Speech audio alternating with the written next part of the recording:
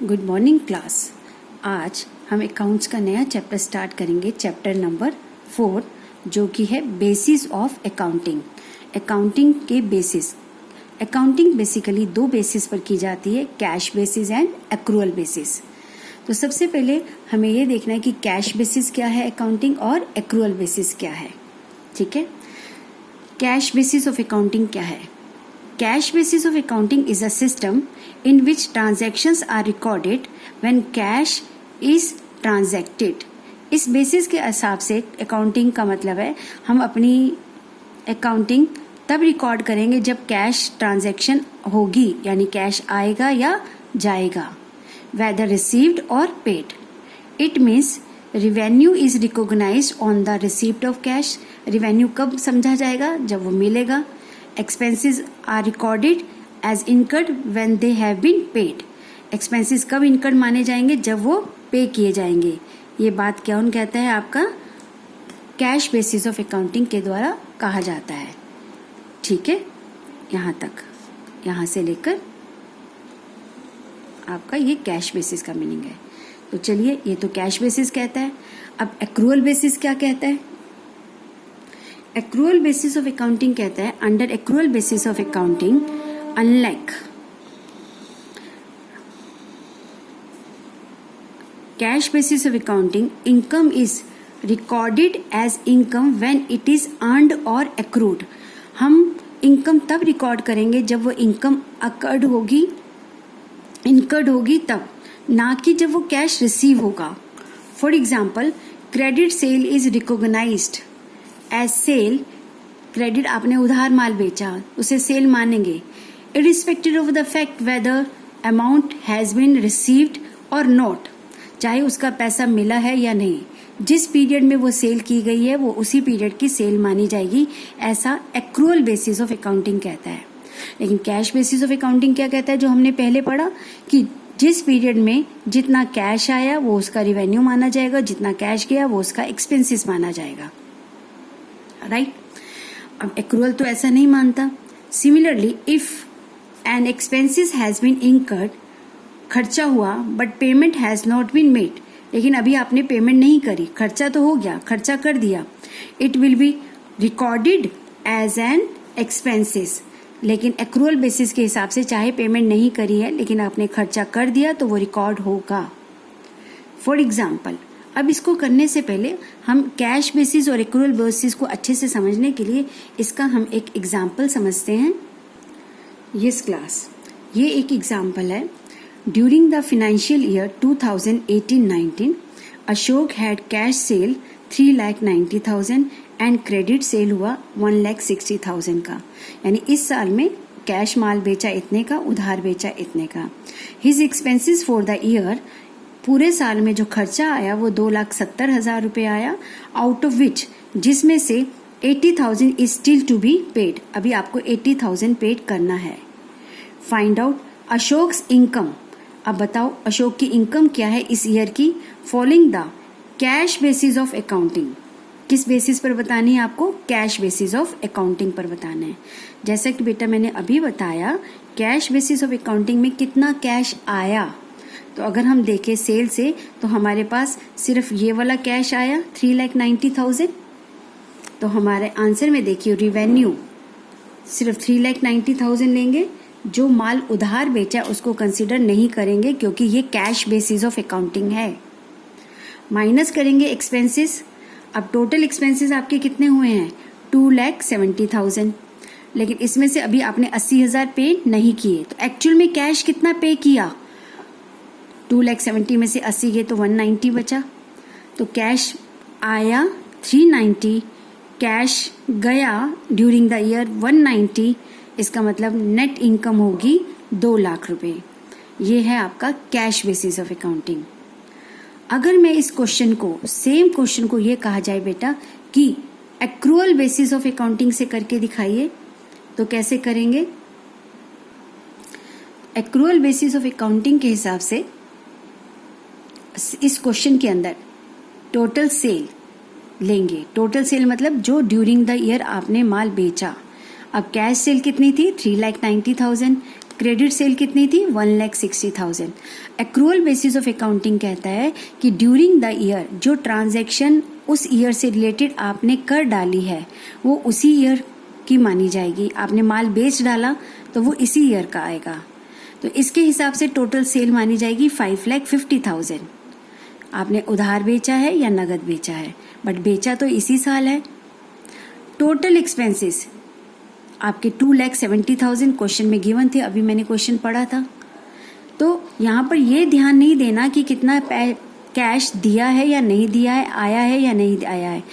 Accrual basis of accounting में हम ये ध्यान रखते हैं कि ड्यूरिंग द ईयर उस ईयर का ट्रांजैक्शन जो हुई है उससे कितना रिवेन्यू जनरेट हुआ, रिसीव नहीं बोला मैंने, जनरेट हुआ।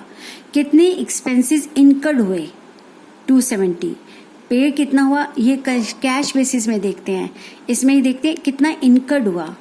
इन दोनों का जो डिफरेंस होता है उसे हम इनकम कहते हैं।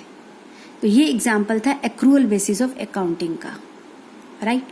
अब एग्जाम में कभी कभी न्यूमेरिकल भी आ जाता है कैश बेसिस से या एक्रूअल बेसिस से, और कभी कभी क्वेश्चन में डिफरेंस भी पूछा जाता है कि डिफरेंस क्या है एक्रूअल बेसिस ऑफ अकाउंटिंग और कैश बेसिस ऑफ अकाउंटिंग का।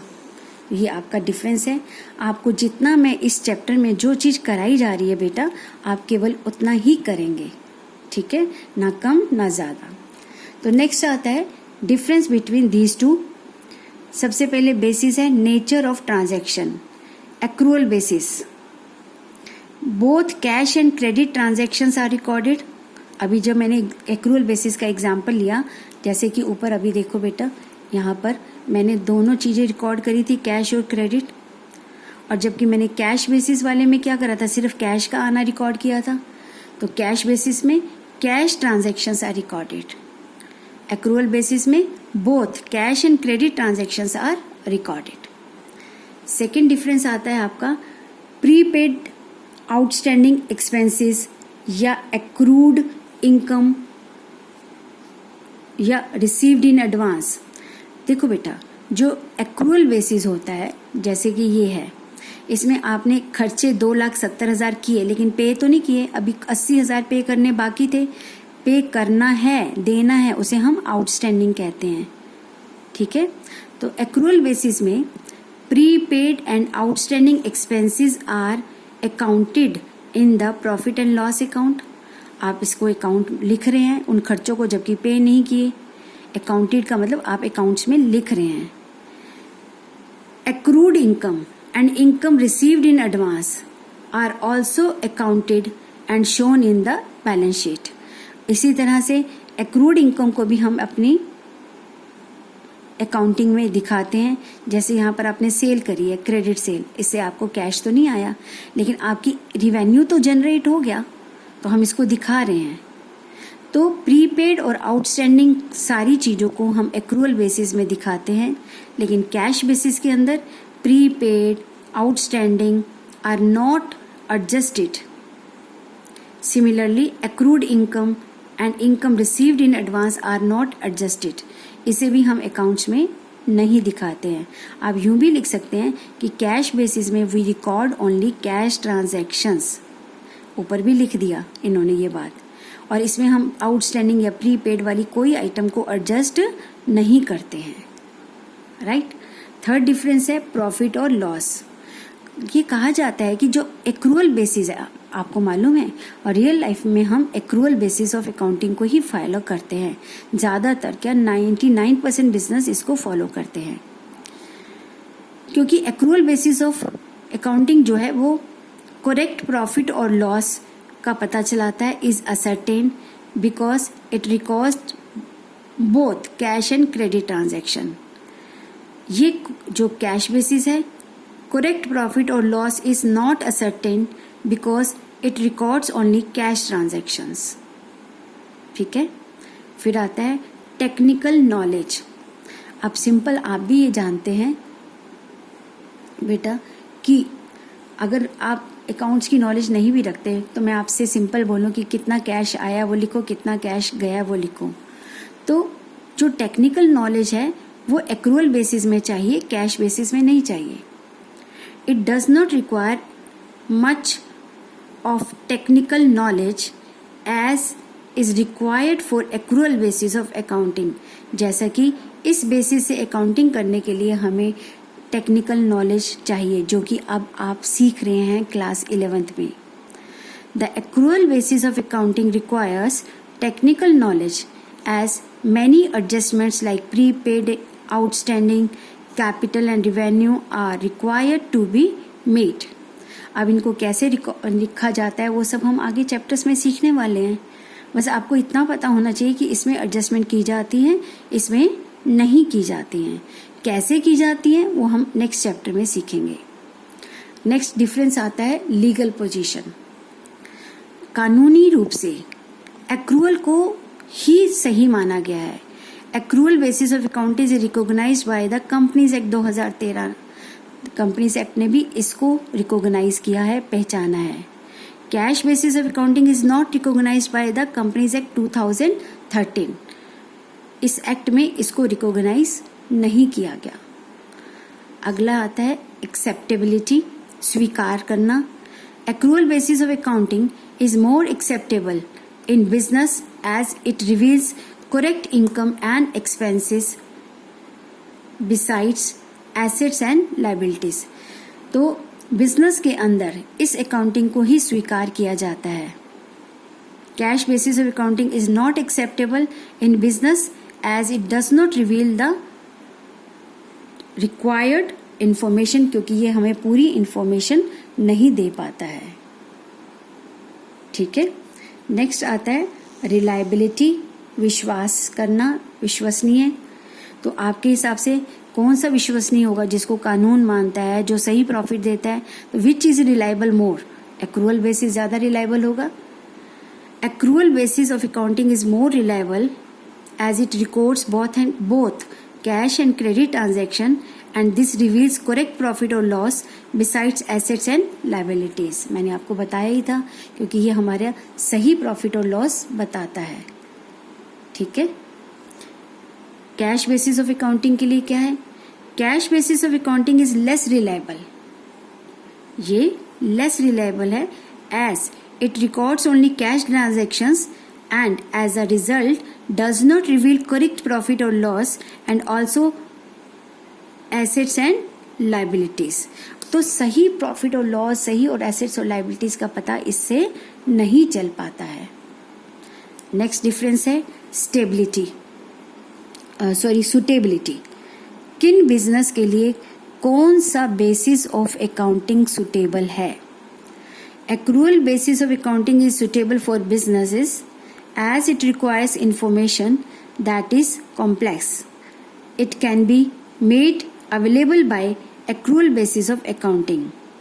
जिन बिजनेस के अंदर इंफॉर्मेशन चाहिए हर तरह की, तो बेटर है हम एक्रूअल बेसिस ऑफ अकाउंटिंग करें, क्योंकि हमें ये सही तथ्य देता है. Cash basis of accounting is suitable for not for profit organisation.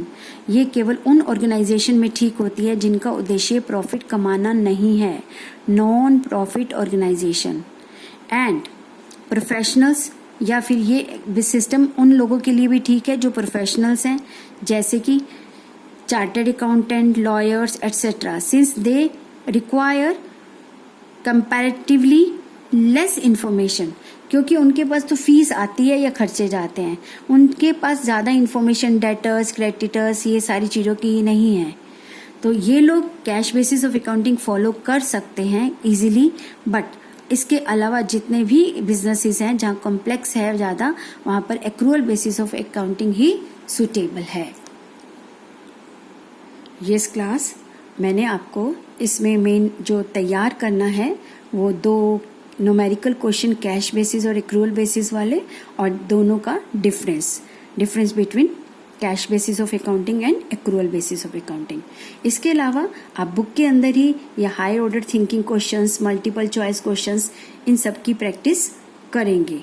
और कुछ very short answer type questions हैं विद आंसर्स, इन्हें भी आप लर्न करेंगे. लेकिन अगर आपको चैप्टर समझ आ गया तो ये क्वेश्चंस अपने आप आ जाते हैं, इनके आंसर्स आपके पास अपने आप आ जाते हैं. एक्सरसाइज के शॉर्ट आंसर टाइप क्वेश्चन में ये question number 5, 6 and 7 T S Grewal के न्यूमेरिकल क्वेश्चंस हैं, इन्हें भी आप होमवर्क कॉपी में करेंगे। ठीक है, कोई प्रॉब्लम होगी तो हम क्लास में डिस्कस कर लेंगे। थैंक यू बेटा। ये चैप्टर नंबर 4 हमारा कंप्लीट होता है। नेक्स्ट क्लास में हम numerical accounting equation chapter 5 start करेंगे। थैंक यू बेटा।